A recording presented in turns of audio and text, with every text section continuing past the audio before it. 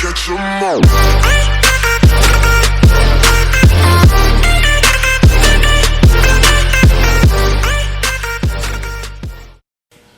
What is up, guys, and welcome back to the channel. If you're new, thanks for stopping in today. If you're a returning subscriber, fantastic. Be sure to smash that thumbs up button and leave me a comment. Today we are going to be working on my grandpa's 2004 Chevy 1500. It's the 4.3 V6. So what happened is, I mean, you can tell he doesn't have a door handle. He was going for that shaved door handle look on his truck. Dad decided to help him out. This clip here broke on the handle, and then Dad just decided to rip the rest of it off. So now you got to reach in here and open it like so. And here's the old door handle. So like I said, it goes on like this. And those little clips there latch on there, and then it goes on like that. Well, this side was already broke, so when you grabbed it, it did that. Well, then Dad just decided to rip the whole thing off for him. But I got a new one in there. We're gonna go ahead and replace it today for him. So I figured, why not bring you guys along? I've changed a couple of these door handles. They're not too difficult. One's the 88 to 98 Chevys. Those are the pain in the butt ones.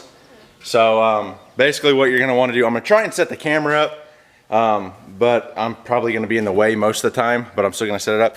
So there's a clip on the door crank. You want to take it off.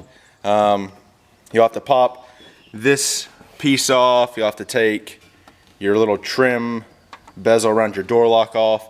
I think you might have to pull this off like so. Some of them you're fine, and then some of them interfere. Like this one kind of overlaps over top of that, but I've seen some of them on the Chevy trucks where that basically sits flush with the bottom of that triangle piece, and I didn't even take it off. But yeah, then there's a couple screws you'll have to remove. I think there's one back here. I don't think there's any down on the, oh yep, there's one down on the bottom up here in the front. There'll be one in here, there's one there, and basically the door panel lifts off and then there's just, I mean, not really anything that holds that on other than a few little access pieces. But I'm gonna go ahead and grab some tools, turn on the radio, probably just jump into like a time lapse of me tearing this thing down. So sit back, enjoy the video, and I'll see you guys soon.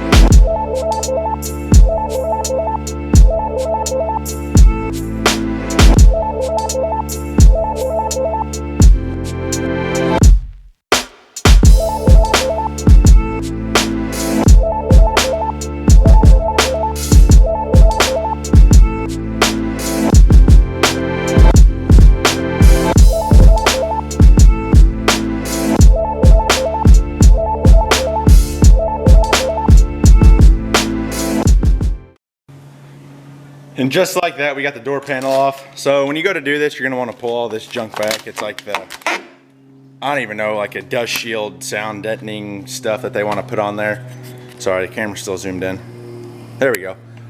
But now you just wanna access, you're gonna have to roll your window back up to get to the panel here. So, I mean, you might just toss your window crank back on like so, roll your window all the way up, pull the crank off. These clips are kind of a pain in the butt to get to. I just have a Pittsburgh from Harbor Freight door panel like removing tool, and what happens is I don't know if you can see those notches there on the side of that clip. That metal piece sits in there like that. So if you can just smack one of those tabs up, it pretty much just pops off. So that's what I did. But now I got to pull all this junk back. I'm gonna go ahead and do that. Set you guys up again, and we'll get the old one out and put the new one in. So I'm going to show you guys exactly how this comes out. You have 3 10mm bolts. One you have to access here from the side. The other one, if you look straight down through this hole, you can get it. And then the other one is right behind this plate. So I had to get my 10mm ratcheting wrench to get on there. And then these clips here, obviously this one's for your door lock, and then this one's actually for the handle. So when you get all that taken apart, you're basically just going to do the opposite. We'll hook our cables and everything up before we bolt it in. So we'll hook everything up. I do have to pull the door lock out of this and swap it over, but other than that, that's not too bad. It's just got one of them clips on it again we'll have to pull out. So we're gonna go ahead and do that. I'll get it all slapped back together and show you guys what it looks like when we get it done. So guys, I got it all tossed back together. Like I said, it's not too difficult. It probably took me 15 minutes. The biggest challenges on these doors, or if you have the manual crank, trying to get that pin out can be kind of difficult. But other than that, like I said, you want to take this piece off. Just take a flathead screwdriver behind there, pop it off. Take a flathead screwdriver or a panel removal tool like I had and pop that clip out. You'll take a flathead screwdriver and pull that piece out. And then there's a Phillips screw behind there. This one here is a 7mm. The one down here is a 7mm. And then you're literally just gonna lift the door panel off. There's no clips on this door panel. It just lifts straight off. Set it aside, and then like I said, you have those 3 10mm. So 1, 2, 3. Then you'll have to undo your actual door latch. Where the bar locks in is right here. And how it works is this little clip here wraps around the bar, and then the bar actually tucks up in there. So you'll stick the bar in, and then you'll actually fold this clip down and it locks on. That's how it holds it in. And then the same thing with the door lock. And then just repeat the process. It's all put back together. Works great. Don't have to worry about a broken door handle anymore. And like I said, it took me probably 15 minutes to do. Super easy. You can do it at home. If you have, I mean, just like a Stanley case like this. I got this for Christmas probably 5 or 6 years ago. I have everything to it other than the screwdriver. It's actually in the 98. But yeah, if you have just a simple tool case like that, like I said, it probably 15 to 20 minutes to get everything taken apart.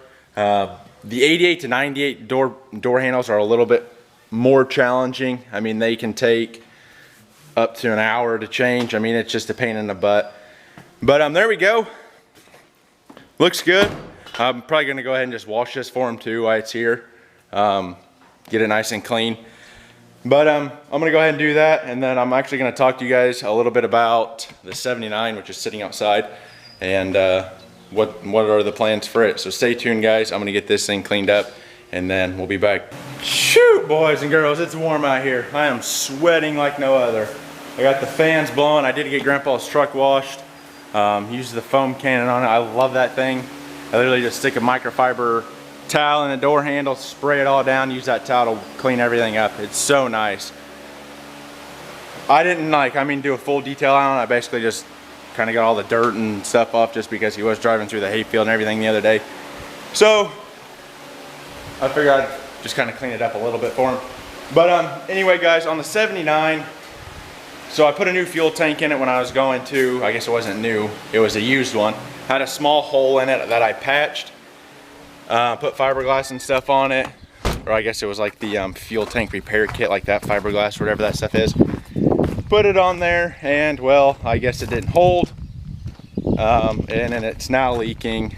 As you guys can see, it's dripping quite profusely underneath there, And yeah, so I'm probably just gonna have to start it up and let it run and get a lot of this fuel and crap out of there, and then eventually buy a new tank. A new tank I can get for like $100, so it's not that bad. But I'm just gonna have to pull everything back off and slap the new one in there. So it won't be terrible, I guess, but I guess if I didn't have to do it, I'd really rather not. But and then I also have the new parts for the distributor. I just need to put those on there. I'm pretty sure that coil on the top of the distributor, or on the cap there, is burnt out, is what me and Chad figured it was. So I'm gonna start there. It might even be that fuel leak. Maybe it wasn't getting enough fuel or something. But yeah, I gotta do that at some point. It's so freaking hot out here. I have to fix the stack on the 185 that I built. I actually gotta build like a reducer so it kind of tones it down a little bit. But yeah, that being said, guys, that's gonna be the next thing on the agenda. I'm glad I got Grandpa's truck done for him. I'm gonna get it returned back to him and then probably come down and start working on the 185. So thanks for stopping in, guys. Remember, learning as I do, doing what I love. I'm the GM man. Smash that subscribe button, hit the thumbs up, turn on the bell notification so you know exactly every time I upload, and let's keep the channel growing. And I appreciate you guys, and I'll see you in the next one. Peace.